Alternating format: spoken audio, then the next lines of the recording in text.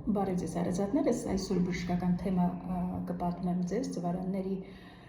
նորագույացությունները թողեմ կշարունակեմ մի ուրիշ անգամ, այսօր կպատմեմ ավելի շատ արգանդի հեռացման մասին, միոմաների մասին մի քիչ նորից կխոսեմ, հիշեցնեմ, որ ես մանկաբարձ գինեկոլոգ եմ, բժշկական գիտությունների թեկնածու, 21 տարի աշխատել եմ Մոսկվայի առաջատար կլինիկաներում, արդեն 1 տարի ինչ աշխատում եմ մեր երկրում։ Արգանդի հեռացման մասին մի քիչ խոսեմ, քանի որ դա շատ տարածված է մեր երկրում այդ վիրահատությունը, ու դա ավելի շատ հիվանդների կողմից է գալիս, որովհետև ես զգում եմ, որ հիվանդներ կան գալիս են մոտ խորհրդատվության, որ ասում են ձեր արգանդը հեռացնել պետք չի, լավ չեն ընդունում, ուզում են հեռացնեն, ու ուզում եմ դրա բարդությունների մասին մի քիչ պատմեմ, ինչ կլինի, եթե ինչ է լինում, երբ որ արգանդը հեռացնում ենք։ Հետազոտությունները ցույց են տալիս, որ այն կանայք, ում արգանդը հեռացված է, ավելի շատ են տարբեր հիվանդություններով հիվանդանում եւ ավելի շուտ են մահանում, քան այն կանանք, ովքեր ում արգանդները հեռացված չեն։ Դրա ինչով է դա պայմանավորված, արդեն մի քանի տեսահոլովակներում պատմել եմ, ձվարաններով է պայմանավորված, քանի որ մեծ մասամբ արգանդի հեռացումները կատարվում են ձվարանների հետ միասին, որ կինեռակ չկպնի, փակագծերում եմ ասում կինեռակ չկպնի։ Ինչը պետք չի անել, եթե ցուցումներ չկան, հատուկ ձվարանները հեռացնելու ցուցումներ չկան։ Արգանդը որպես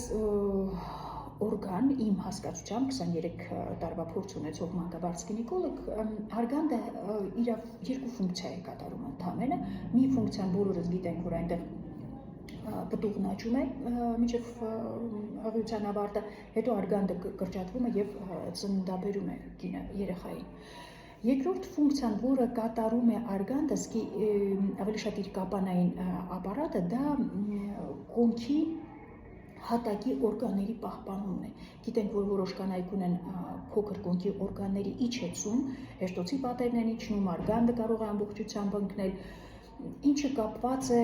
արդեն ասել եմ, որ փոքր կոնքի օրգանները նստած են մի շրջանակի վրա, որ մկանակապանային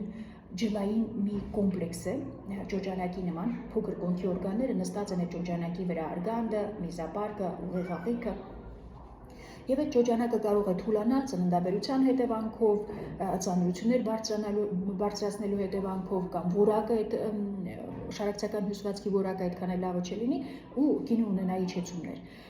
Հետազոտությունները դեռ վերջնական արդյունք չեն, բոլոր դեպքերում գրում են դեռ դիսկուսիաներ են գնում, արգանդը հեռացնելիս ռիսկերը մեծանում են այդ իջեցման թե ոչ, բոլոր գրականության մեջ, որ բաց ենք, գրում են դեռ դիսկուսիա է գնում, բարձրացնում է ռիսկը թե ոչ, բայց քանի որ ջոջանակ է, ջոջանակը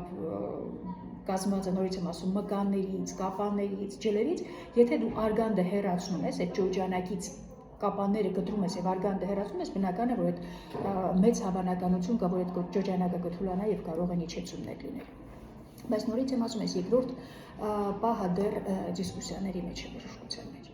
Իսկ ինչու են կանայք ավելի շատ հիվանդանում եւ ավելի շուտ մահանում, քան այն կանայք, ովքեր ում արգանդը դեռ տեղում է, դա կապված է ձվարանների հետ։ Արդեն դրա մասին մի քանի տեսահոլովակներ նկարանել եմ, ձվարանները ինչ կարևորագույն ֆունկցիաներ են կատարում կնոջ օրգանիզմի համար, այլ գլխուղեղի աշխատանքի վրա են, օգնում են գլխուղեղը նորմալ աշխատի, սիրտանոթային համակարգը, ոսկրերը, լորձաթաղանթները, միզուղիների լորձաթաղանթները, հեշտոցի եւ այլն։ Երբ որ մենք արգանդը ձվարաններով հեռացնում ենք, բնական է ձվարանները արդեն չկան, որ ֆունկցիա կատարեն, անգամ դաշտանադադարում ձվարանները շարունակում են իրենց ֆունկցիան կատարել, ոչ այն մակարդակի ինչպես միջև դաշտանադադարը, բայց այնտեղ շարունակվում են արտադրվել տղամարդու հորմոններ, որոնք բարորակ ազդեցություն են ունենում կնոջ տրամադրության վրա, ոսկրերի վրա, լիպիդոյի վրա եւ այլն։ Այն դեպքերում, երբ որ միայն արգանդն ենք հեռացնում, ձվարանների ֆունկցիան նույնպես տուժում է։ Քանի որ երևի պատմել եմ, որ ձվարանը երկու կողմից է սնուցվում, արյունային մատակարարում ստանում է մեկ փոքր կոնքի պատից, իր ձվարանային զարկերակն է գալիս սնուցում ձվարանը, մյուս կողմից արգանդի զարկերակն է ճյուղ տալիս, որ սնուցի ձվարանը։ Երբ որ մենք արգանդը հեռացնում ենք, այսինքն այս մի ճյուղը հատում ենք, ձվարանների ֆունկցիան նվազում է։ Այնպես որ հենց այնպես արգանդը չենք հեռացնում, եթե ցուցումներ չկան։ Ինչ խնդիր ունենք, մեր մոտ մեծ մասամբ այնպես որ լսում են բժիշկներից, որ կնոջ արգանդը հեռացում են, ասում են փրկեցինք հիվանդին, ինչից փրկեցինք, չգիտեմ, կարևոր է կնոջ օրգանները տեղում լինեն։ Ուրեմն մի քանի երկուքին եկել են մոտավորապես 30-ից 35 տարեկան, որ միոմաներս հեռացրու։ Միոմաներ ունեն։ Ոչ բոլոր դեպքերում ենք միոմաներ անգամ հեռացնում, այլ որ մնաց արգանդը հեռացնենք։ Միոմաները երբ ենք հեռացնում, երբ ենք արգանդը հեռացնում, եթե կամ քաղցկեղ է, նախաքաղցկեղ է, այդ դեպքերում մենք հարց չկա, պետք է հեռացվի իհարկե։ Կան դեպքեր, երբ որ կինը արյունահոսություն է ունենում, բայց այդ արյունահոսությունը մենք մի 4-5 մեթոդ ունենք, մինչև արգանդը հեռացնելու բուժենք այդ արյունահոսությունը, փորձենք բուժել։ Լինում են դեպքեր, որ չենք կարողանում բուժել։ Այդ դեպքում կարելի է հեռացնել, բայց առանց որևէ միջոցառում ներդնելու, բուժելու, միանգամից արգանդը հեռացնել, դա նշանակում է գիտության պակաս է բժշկի մոտ եւ հիվանդի մոտ, որ կարելի է օրգանը պահպանել։ Միոմաները երբ ենք հեռացնում։ Միոմաները արդեն գիտեք երևի առանձին տեսահոլովակ ունեմ, նորագոյացություններ են, արգանդի նորագոյացություններ են, բարորակ նորագոյացություններ են, մոտ 70-75% կանայք ունեն միոմաներ։ Եթե վահանաձև գեղձի հանգույցներ ունեք, բարորակ, դա չի նշանակում, որ գնում եք վահանաձև գեղձը հեռացնեք։ Բնական է, կամ հետազոտում եք, կամ միայն հանգույցն եք հեռացնում եւ այլն։ Նույնն էլ արգանդը անպայման չէ բոլոր նորագոյացությունների պատճառով օրգանը հեռացնենք։ Արգանդի միոման կարող է լինել սիմպտոմներ ունենալ, այդ ժամանակ մենք կմտածենք հեռացնենք թե ոչ։ Լինում են դեպքեր, երբ որ արգանդի միոման աճում է, ակնհայտ աճում է։ Այդ դեպքերում մենք հեռացնում ենք արգանդը, քանի որ ռիսկ կա սարկոմայի։ Էլ ոչ բոլորի մոտ ենք, անգամ այդ դեպքերում։ Դա արդեն օնկոգինեկոլոգի հետ միասին հասկանում ենք, էքսպերտ գերձայնային հետազոտություն ենք անում, որ հասկանանք ռիսկը սարկոմայի եւ հեռացնում ենք, բուժում ենք։ Լինում են դեպքեր, որ ինչպես ասեցի, արյունահոսություն է, որ մի քանի բուժման մեթոդ կիրառում ենք, չի օգնում, արդեն մնում է արգանդը հեռացնելու մեթոդը։